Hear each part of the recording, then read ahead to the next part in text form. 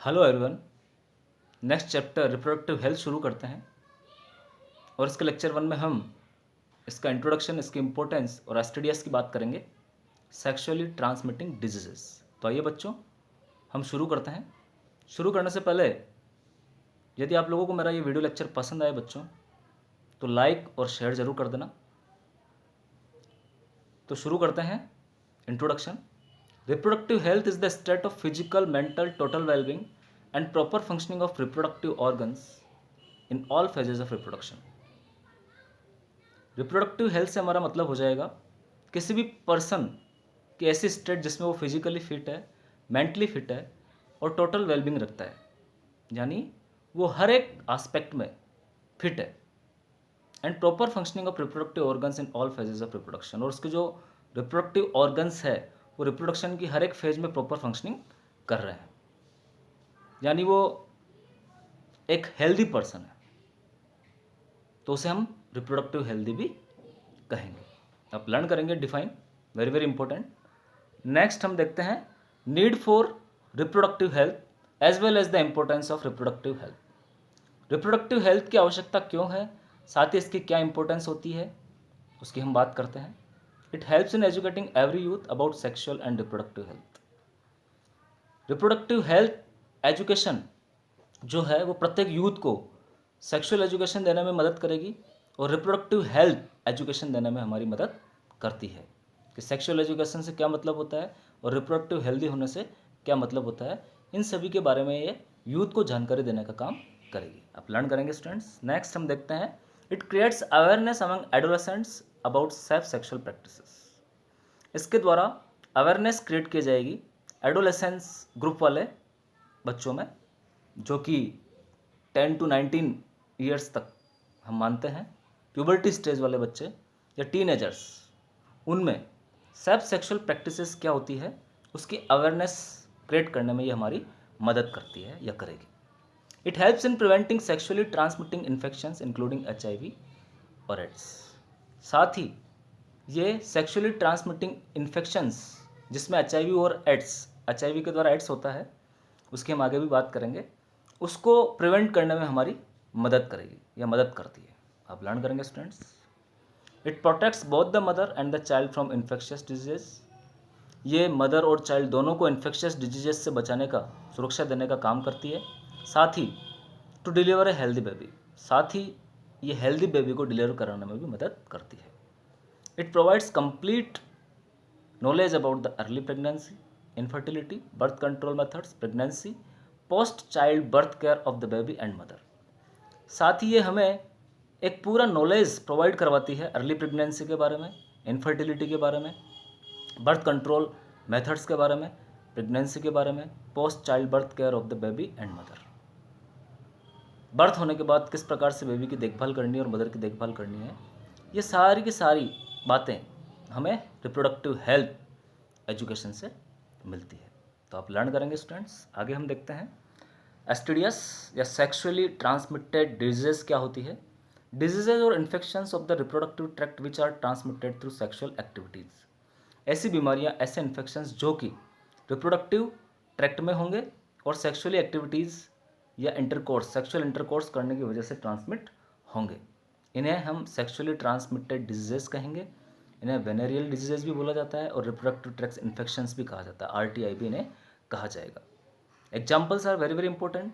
Gonorrhoea, syphilis, genital herpes, chlamydiasis, genital warts, trichomoniasis, hepatitis B, HIV leading to AIDS are some of the common STDs। ये कुछ common example है sexually transmitting diseases के।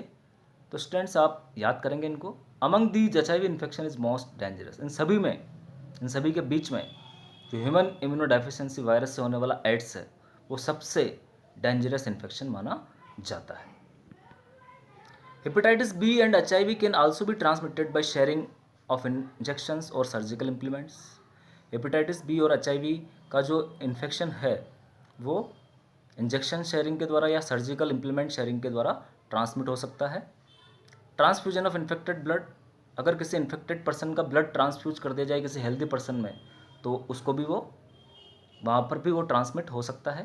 Transmission from infected mother to foetus, और उसके साथ ही अगर कोई mother infected है तो मदर के द्वारा उसके फीटस में भी ये ट्रांसमिट हो सकता है।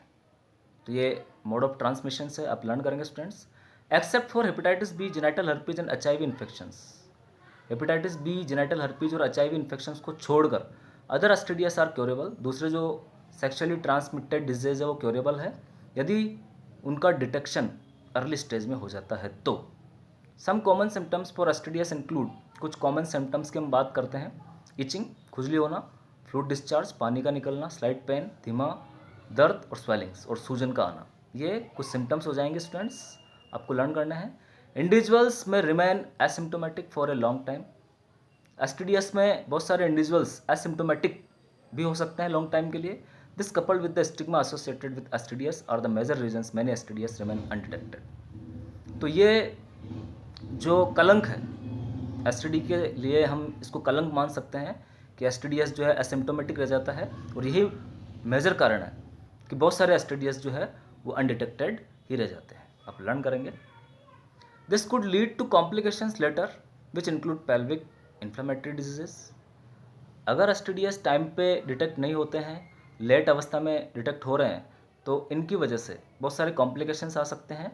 उन कॉम्प्लिकेशंस में हम पेल्विक इन्फ्लेमेटरी डिजीज़ की बात करेंगे, PID, जो कि पेल्विक रीजन में इन्फ्लामेशन से रिलेटेड हो जाएगी। जो हमारा पेल्विक रीजन है, एब्डोमेन और हमारे लेग के बीच वाला जो पार्ट है, वहाँ पर पेन का होना, रेडनेस का आना, स्वेलिंग का आना, इसे हम पेल्विक इन्फ्लेमेटरी डिजीज़ बोलेंगे।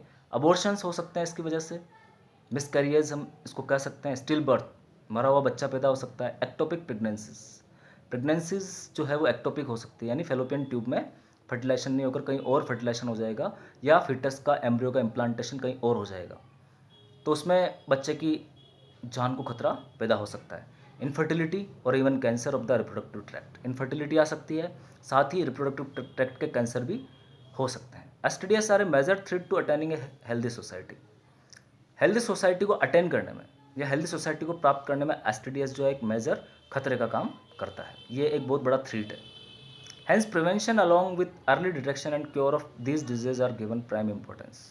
इसीलिए अर्ली डिटेक्शन और साथ ही इसके क्योर को प्राइम इंपॉर्टेंस दिया जाएगा under reproductive health care programmes. जितने भी रिप्रोडक्टिव हेल्थ केयर प्रोग्राम्स होंगे उनमें इसकी रोकथाम को और इसके उपचार को प्राइम इंपॉर्टेंस दिया जाता है। आप लर्न करेंगे students.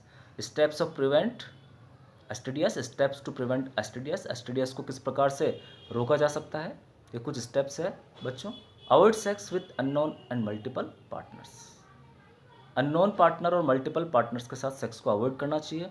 Always use condoms during coitus के दौरान या सेक्सुअल इंटरकोर्स के दौरान कंडोम्स का हमेशा इस्तेमाल होना चाहिए। इफ़ इन डाउट, यदि किसी पर्सन को डाउट है तो go to a qualified doctor, उसको फटाफट से क्वालिफाइड डॉक्टर के पास जाना चाहिए फॉर अर्ली डिटेक्शन, ताकि एसटीडीएस का जल्दी से डिटेक्शन हो जाए एंड ट्रीटमेंट फॉर डिजीज, और उसका ट्रीटमेंट शुरू किया जा सके। तो इस प्रकार से ये सारे स्टेप्स प्रिवेंशन के स्टेप्स हैं, आप लर्न करेंगे स्टूडेंट्स। Thanks students. तो ये हमारा लेक्चर 1 था रिप्रोडक्टिव हेल्थ का। आप बहुत अच्छी तरीके से इसके नोट्स भी प्रिपेयर करेंगे। बहुत बहुत धन्यवाद।